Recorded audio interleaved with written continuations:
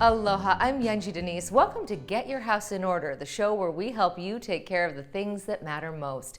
In this series, we cover a wide range of topics from health and wellness to financial readiness and preparing for every phase of life. We're speaking today about upsizing and downsizing your home. To start us off, we're joined by Paulette Ito of Hawaiian Financial Federal Credit Union. Good to see you as always. And Paulette, this decision really depends on the phase of life you're in. Absolutely. When you're starting off in a young family, you might have a smaller home, and as your family starts to get larger, you may need something bigger, and then when you become an empty nester, you may have something smaller. But this is all important of getting your house in order and probably right sizing for you. You don't want a house that's too small or too little. Yeah, and as you start to make that assessment, what do you think are the most important things to take into account? Know everyone's wishes and what. Say if you're a crafter and you want a room just dedicated for that, or maybe you do work from home and you need a home office. You may think, oh, I only have 2 kids, I only need a 3-bedroom home, but you have to think of exactly what you are going to use it for and put some thought into it and kind of understand, do you need a yard? Maybe you don't need a view. Maybe you need, you like gardening. There's so many things that you have to consider. Tell us about the wider Get Your House in Order campaign. Well, it's an initiative to get yourself prepared and organized, and it's created by our company, Hawaiian Financial Federal Credit Union, because we know that by taking care of everything else, even your finances, it makes you a better person, makes you whole. And tell us about the resources that you've put together to help people figure out how to answer these questions.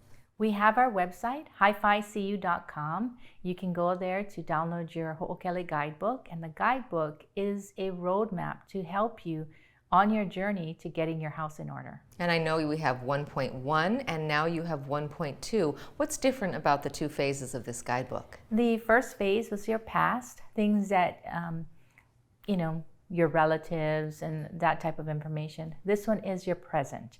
Things that you have now, such as insurance, your bank accounts, your health directives, those are all included in the present. And then we'll work on the future and miscellaneous later. Good way to sort of take stock of where you're at. Exactly. And we're chunking it so that you don't have to get overwhelmed with this huge booklet in the beginning. Just a little homework at a time. Yes. Sounds good. Well, thank you for being here.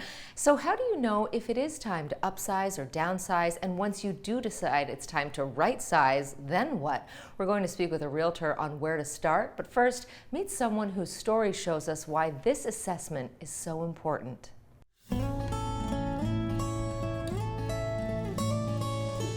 Hi, my name is Allison. I'm a nurse here in Honolulu. I had a 3-bedroom, 2.5-bath townhome in Kailua. I had roommates for a long time and that kind of got old, so I wanted something different.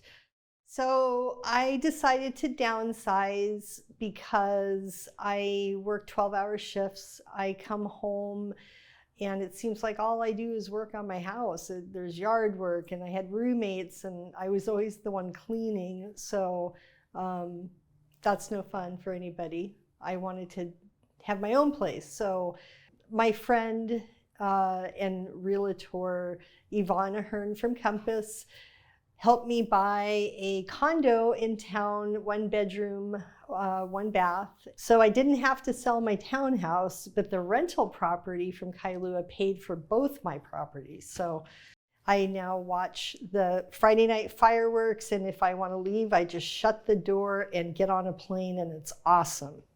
I would recommend downsizing for anybody that has a busy lifestyle like me, and it's been a wonderful change.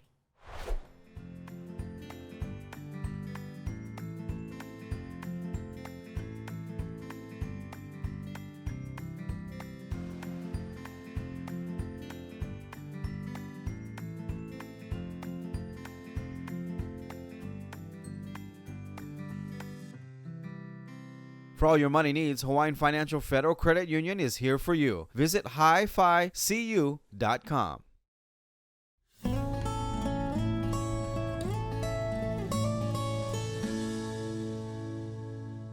Welcome back. We are joined now by Yvonne Ahearn, a founding broker at Compass Oahu. She's been a realtor for more than 15 years and is also a licensed attorney. Thank you so much for being with us. Thanks for having me. So let's start with the basics. How often do people typically move? People move anywhere from about 5 to 8 years and maybe over 11 times in their lifetime in the United States. Wow, that is a lot of movement. It is. What typically motivates a move? We know that job or perhaps having a family, but when you're thinking about upsizing, what are usually the motivators for that? Usually it's when people have more kids. It could also be when they get a promotion at work, or they want to just have a more luxurious home. Okay, and how about downsizing? Downsizing typically when they're at retirement age. It could be loss of a job. It could be when their kids, when they're empty nesters. There are a variety of reasons that people downsize. We just went through a period of a couple years where a lot of us had to shelter in place and stay home for a very, very long time. How has folks' relationships with their living spaces changed in the course of this last 2 years? Well, it has changed definitely. During the pandemic, we didn't see as much downsizing. In fact, we saw more upsizing. People were spending more time at home. They wanted to have space to spread out, to work at home, for the kids to go to school at home, all those things. And I think that the importance of people's homes really just became prominent in what people were thinking about. Yeah, we all really wanted some more space. That's right. But of course, now we're coming out of this time period. Let's talk a little bit about downsizing. What are the pros and cons of getting to a smaller living space? Well, a lot of times it's less expensive. You have lower maintenance costs. If you're moving, let's say, from a house to a condo, you may not have to take care of your yard anymore, things like that. Also, you can oftentimes pull equity out if you're selling one property to get into another, so that would be a benefit of downsizing. And as people start to try to make these assessments, if you're just looking around your space and saying, maybe I don't need this much, or maybe I'd like a little bit more, how do you recommend folks start trying to make that assessment for themselves, especially because so many of us are so attached to where we live? Well, I think people need to look at what their lifestyle needs are, and then, their family situation, like, are their kids about to leave? I'm in that situation myself. We're thinking about downsizing. Do we need a big house? Are we using our swimming pool as much anymore? Do we need these things? And you can just start even kind of simplifying your life and decluttering and things like that, even before you're ready to downsize. It makes sense to start that early. Yeah, so let's say you're starting in on that process. What are the first steps you suggest? Do you start looking at open houses, or I like the idea of decluttering, really simplifying your space to get down to like, I only need this much, right? Yeah, I think the first thing I would think about is, what's your lifestyle and what's your budget? And if you're going to be purchasing, what can you afford? You might want to talk to a realtor or a lender.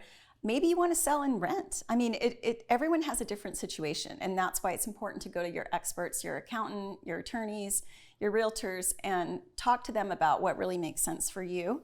And then once you kind of identify that, then you can start looking where you want. And maybe you're going to go to assisted living. That might be another option too, depending on your age and your mobility issues and things. Right. Now, we talked about upsizing and downsizing. Tell us what it means to right size your space. Well, this is actually the most prominent thing that's going on right now, I think, is people are, what I call right sizing. And that's not necessarily looking for bigger or smaller space, but they're looking for accessibility. So maybe as they age, they don't want stairs anymore, or maybe they don't want a big yard. And so they're looking for single level, they're looking for, maybe a garden space, but maybe not a big yard. And what's really cool is that like now, a lot of the developers of these new condominium projects, like in Kaka'ako and, Capitol Place, ones like that, they are really thinking about what retirees want to age in place. So they're making wider hallways. They're also doing things like putting playgrounds in. So, you may not have a big yard, but your grandkids can still come over and play. They can have, a place to swim.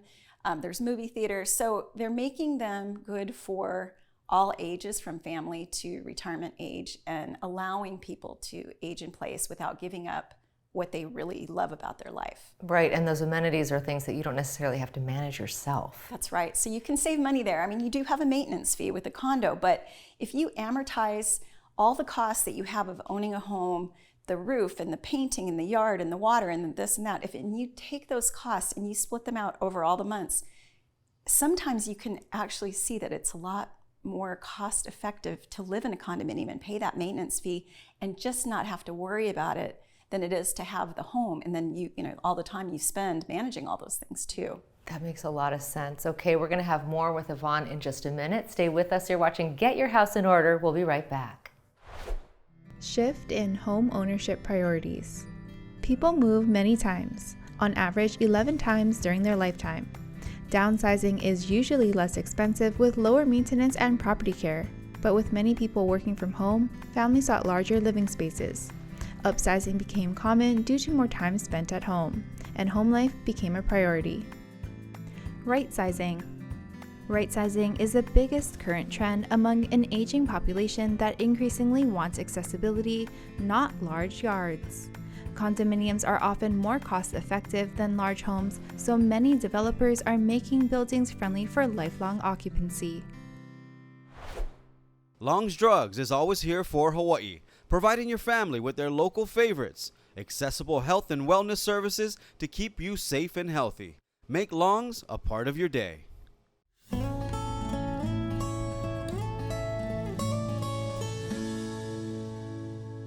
Welcome back. We are speaking today with Yvonne Ahearn of Compass Oahu about finding the right size when it comes to your living space. Now let's pick up where we left off. We talked about right sizing. Tell us about right pricing. Right pricing is when you basically decide that you want to spend a certain amount of money and you don't necessarily want to go down in size or even up in size, although maybe you might go up in size. But that's like where you move, let's say, to Las Vegas or Arizona, and you take the equity out of the home that you might have now and you just buy something for cash, and you can actually buy a bigger home in many cases because it's a less expensive property. So that's like basically saying that I just want to spend this amount of money, but I'm not going to sacrifice my lifestyle or the quality of life or the size of the home that I'm in or the amenities of the home that I'm in. I'm just going to move to a different neighborhood. And some people are doing that here in Hawaii. A lot of us are really attached to our homes who might have a family property and we're not quite ready to sell, but we want to downsize. Where can you find that kind of a situation where you don't necessarily have another house to buy, but you want to get out of the one you're in? Well, you can always rent out your current home, and the benefit of having had such great price appreciation over the past couple of years is that people are sitting on a lot of equity. So you can perhaps take the equity out of your current home and buy something different, maybe for cash, and live in that, and then rent out your current home, and then you have an income stream to help you, with retirement or whatever it is, but you don't have to get rid of that family home. You just don't live in it because you don't need as much space. Right, and you can always go back if you had to. That's right. And maybe later your kids want to come home from the mainland and move in with you, and you want them all move back in the same house, and that makes a lot of sense. So you keep that home, and just keep all your options open. That's really smart. Now, let's say you do decide you want to downsize or, maybe not necessarily sell the home, but talk about the scenario that you're talking about. What do you do with all your stuff? Wow, okay. Well, that's a common problem. I mean, we in Hawaii seem to accumulate a lot of things. And I've helped a lot of clients actually in that situation get out of their homes. And, you really have to start with what do you really need? And you're going to be donating things, and you're going to be throwing some things away that are no longer useful to you or anyone else. And then you can also call the junk services that come and take things. But it's something that we as realtors, and there's a couple services also that help seniors provide, this kind of service to help people downsize and get rid of all the belongings that they have that don't matter to them anymore. And they can just keep the ones that are really important. And you can also give things to your family. You don't have to wait until you pass on to will things to people. Give things to people now and watch them enjoy those things. That's really good advice. I think a lot of us don't really think about that, but that's a nice way to do it so that they're getting the enjoyment and you actually get to see it. Yeah, it's nice. Yeah. So tell us about that process that you go through with your clients. Someone comes to you, they say, I'm ready to sell my big 3,000 square foot home. I want to live, in urban Oahu. I want to live in the center of town. What are those first steps? I would imagine it's clearing the house is the first part. Yeah, clearing the house. And then oftentimes we'll do some remodeling with them too, and maybe their carpet's really worn, or maybe they need a paint job. And so my company, Compass, has a program where we offer an interest-free loan for people to do those home repairs, and you don't pay it back until you sell the home. So that makes it really convenient. But I would always recommend to people that they do the decluttering, look at the landscape, fix the landscape up, and then look at some, minor home repairs that you can do. And then one thing that I do for my clients is I stage homes too. So we bring in furniture, and I like real plants and real flowers. I think that brings like the special touch, not just little things from Ross, but like really nice things into the home that make people feel like it's a place that's they can see themselves living in. I love that. Okay, we're going to continue our conversation. A lot more to talk about. Stay with us. You're watching Get Your House in Order. Downsizing. Smaller living spaces are less expensive. Leveraging equity from a larger property is a common practice. Changes in family often drive downsizing decisions. Decluttering is a good first step in downsizing. Leveraging equity. In recent years, the value of many homes in Hawaii has increased dramatically. Some homeowners have taken advantage of this trend by renting out their large homes while residing in smaller condos. Storing large amounts of personal items is one drawback to this approach. Paring down, gifting, and donating excess items can be very healthy. Windows Hawaii. Trust Windows Hawaii.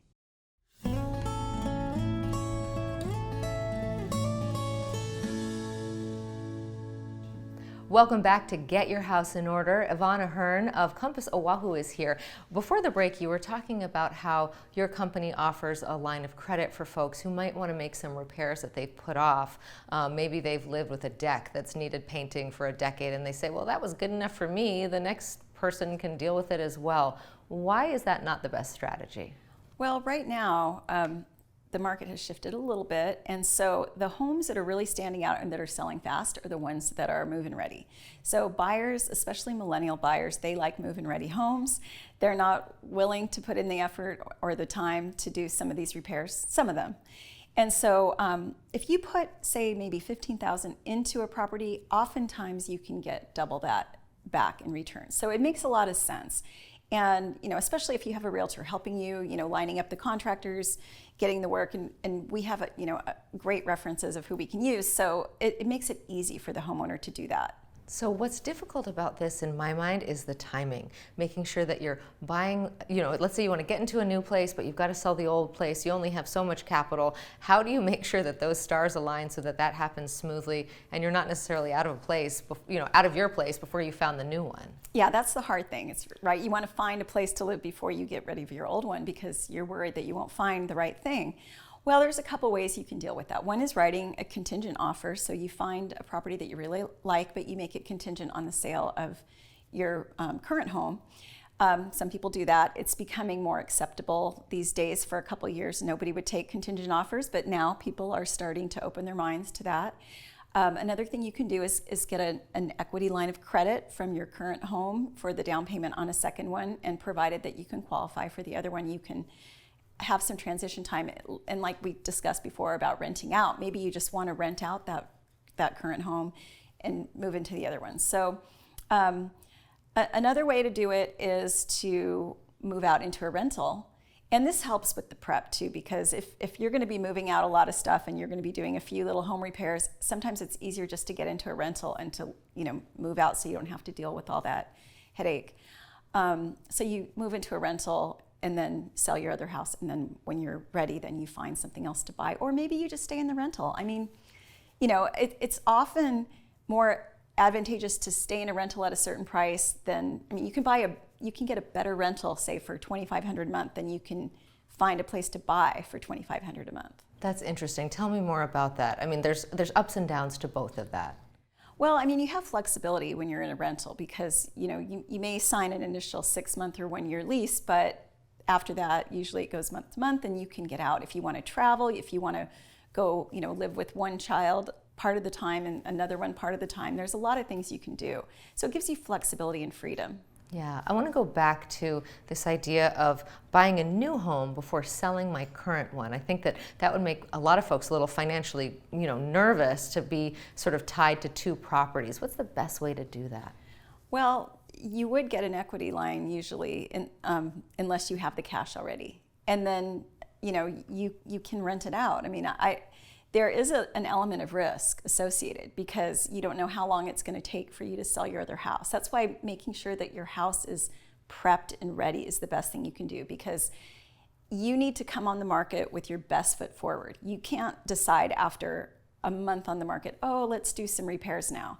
I mean, you can, but it's not in your best interest to do it like that. Right, and sounds like at the core of this, finding the right real estate agent is really important. Tell us about how you advise people to actually find a realtor that fits with their needs and sort of their outlook. Well, I think experience is very important. You want someone that isn't brand new, typically. I'm biased, of course, toward my company. Our company is great because Compass provides things like the Compass Concierge, where we do provide that interest-free loan. They're pretty much all experienced agents there as well. So, that's important. You want to look at the market that you're in, the neighborhood. Does that agent have experience in that neighborhood? Maybe their other credentials that they have, their education, their professionalism.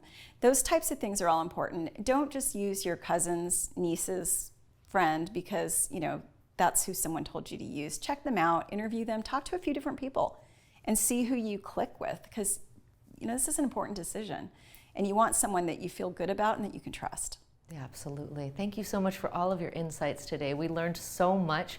Remember, you can review this show again, watch it on YouTube, or listen as a podcast wherever you get your podcasts. I'm Yenji Denise. Until next time, take care and aloha.